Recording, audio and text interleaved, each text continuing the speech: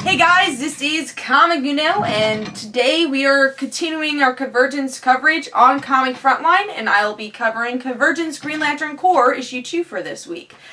So let's talk about this issue. Let's talk about the cover. Very cool cover. At first I'm like, oh, this is kind of abstract, but once you read the issue, you actually do understand what's going on here. And Green Lantern Corps is very much Guy Gardner's book. Green Lantern Parallax is more Kyle and Hal's book, and you do get, scatters of Hal and John Stewart too, but it's definitely more in the vein for Guy Gardner. So really, John Stewart's the only one that doesn't get his own book. I don't think there was any Green Lantern titles I didn't read, so for the Convergence title. So I don't think John Stewart got his own story here. But very cool cover. Let's see what's going on with the story.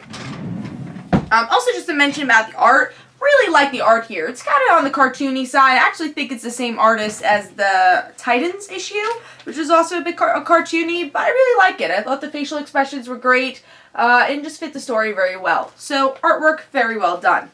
But again, let's see what's going on with the story. I will say that I was actually pleasantly surprised with Green Lantern Corps issue 1.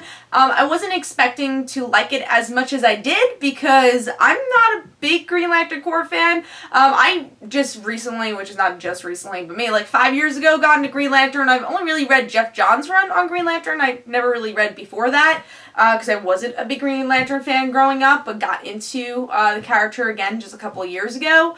But I got this issue anyways to see what it was all about, and I really enjoyed it. I thought for the first issue, I thought the narration was really well done. They really got all the characters in the issue, and this issue, they do the same thing. Yes, this book is Guy Gardner's book, and it stays in the vein of that. Throughout the whole issue, Guy Gardner doesn't have his ring, but then he kind of has the willpower to get his ring or get the energy back. They go to defeat these monsters, and they work as a team to do so.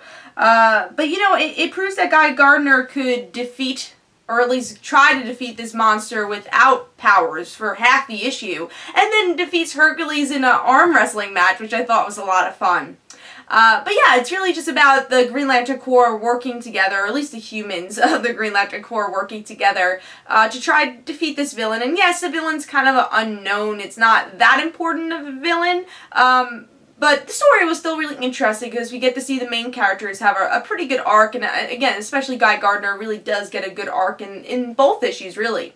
And that is something that drew me to the series. But yeah, overall, I think it's worth picking up. I do think it's a bit long. There's a lot of let me go here, like a lot of traveling in this issue, so let's go to this side of the island, let's go over here, let's go here, let's defeat the monster. So there's a lot going on, but I think there's a lot of great character moments in between that you can really enjoy. Now, I do think you're going to enjoy this more if you read Green Lantern Corps around this time, but even if you haven't, if you only read Green Lantern Corps during maybe the New 52 or probably the pre-New 52, I won't say New 52, but if you read right before New 52 started, I think you can have a full enjoyment of this book. So Green Lantern Corps issue 2 for me gets 3.5 stars. I thought it had some good character interaction. There is a little bit of a back and forth, and for me I have a little less of a connection because I didn't read Green Lantern at this time, but it's still a really fun book, and I do recommend Green Lantern Corps as a whole. So I hope you guys enjoyed. This is Comic Uno and Comic Frontline. Don't forget to follow me on Twitter. Don't forget to like my Facebook page. Also in the description below there's links for my comic book like Father Like Daughter, and don't forget to like the Facebook page